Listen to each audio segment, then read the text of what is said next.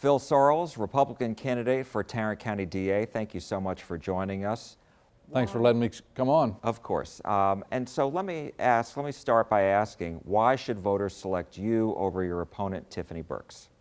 Right. I think, first of all, you can just look to the police is the first place to look. The police have endorsed me. You talked about the Fort Worth Police Officer Association, the Dallas Police Officer Association, Arlington Municipal Patrolman Association, Tarrant County Law Enforcement Association, the sheriff, Sharon Wilson. They're all saying you should select Phil Sorrells as your next district attorney. And those are the people that are out there on the front lines, out there on the street saying, we're out there arresting these criminals and we want to make sure that justice is served in the courts, and the best way to do that is to elect Phil Sorrells. So if you are elected, what are your top priorities? Top priority is to get well, it's number one, to keep the community safe. We've got to get the courts working. We've got 40,000 cases pending in our county right now. It's a lot of cases. And so what is your solution to getting that backlog erased? Well, part of it is we've got to get some more experienced attorneys into the office. So better eyes, more experienced eyes on these cases.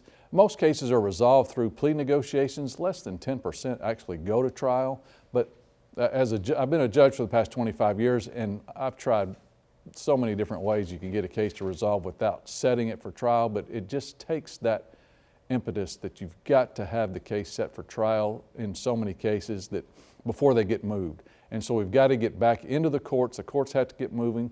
We're going to need to bring in some visiting judges to have more availability for trial, because the more you're available for trial, the more cases are going to get moved.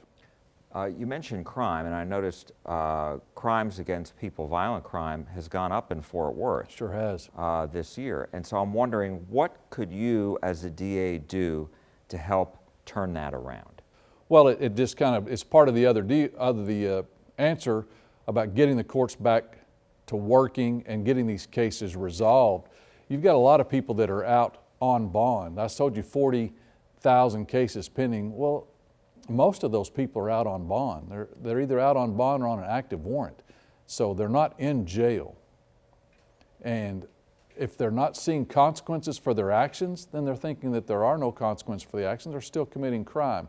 And I'll give you an example. You have a case where a guy commits an aggravated robbery. He doesn't hurt anybody, he pulls a gun on somebody, he robs them. It's an aggravated robbery. He gets out on a low cash bail, and now he's out on the street, and nothing's happened to him. He hasn't had to go to court.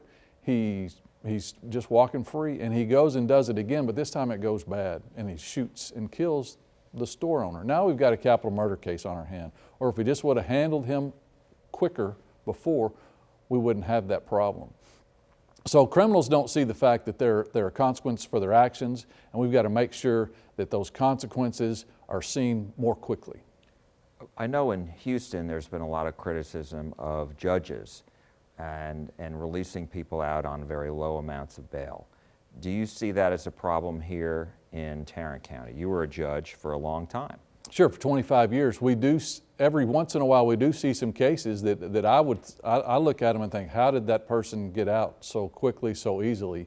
Sometimes I know that the DA has had the opportunity at a few chances to say, hey, there's something wrong with that bond, and they've got it corrected. They brought it to the attention. The magistrates set a lot of these bonds, so it's not necessarily your elected officials, but then your elected officials are the ones that are actually responsible. They're the ones that hired the magistrates to do these things, and we've got to keep a better eye.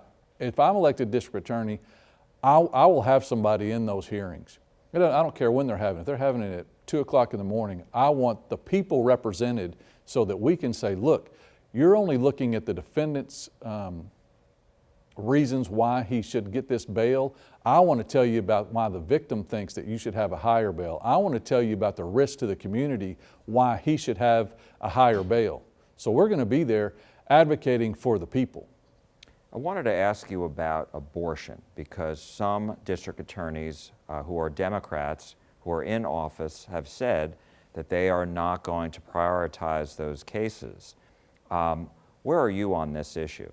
Well, you brought up the Democratic DAs that are doing that. They're not just doing that with abortion, they're doing it with lots of cases, and that's what you're seeing all over the country.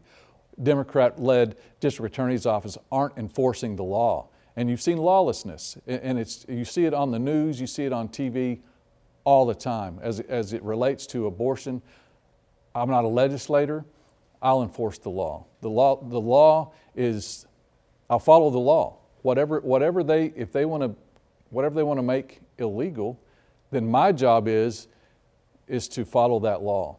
The legislature are the ones that make the law. As we discussed, I mean, you were a judge for 25 years.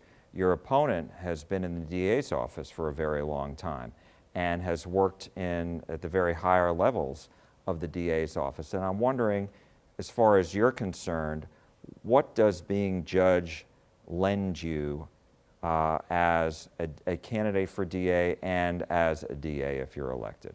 Right, I've had also experience in the district attorney's office prior to being a judge. The one thing that you can look at me is my record about when I'm in charge. What will I do when I'm actually in charge? Not when I'm following orders from somebody else like the elected district attorney, but when I am in charge. And I've been in charge for 25 years, and you can see that when you put me in charge of a court, that was the most efficient court in the courthouse. It ran on one of the smallest budgets in the courthouse. I will do a good job when I'm in charge. It's not just the fact that, okay, so somebody is following policy from somebody else. When they actually get to set policy, we don't know what they'll do.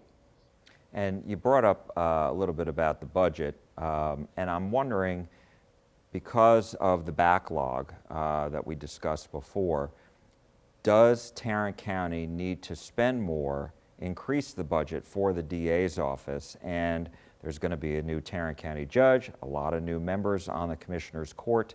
And so how will you go about that if you believe that's necessary? And do you believe it's necessary? I don't believe it's necessary to have more money. We have the lawyers, we have the positions available right now to handle a bigger caseload than what they're currently handling.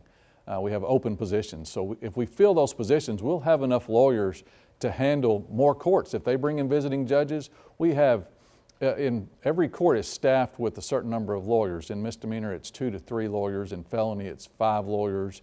You've got grand jury lawyers. Then you have special victims units, different units. You have a gang unit. You have an elder fraud. You have sexual assault of children, adult sexual assault, just various different groups that are outside of that so they can handle other courts to hear more cases. You know, I did have one other question, Judge, and that was just about, do you believe that there need to be big wholesale changes to the office? No, I don't think that, the office, as far as wholesale, as far as changing the whole dynamics of the office. Yes. We do need to get more experience in the office, and we've got to get that in there. That's the most important thing. Phil Sorrells, Republican candidate for Tarrant County DA, thank you so much for joining us. Thank you for your time. We appreciate it.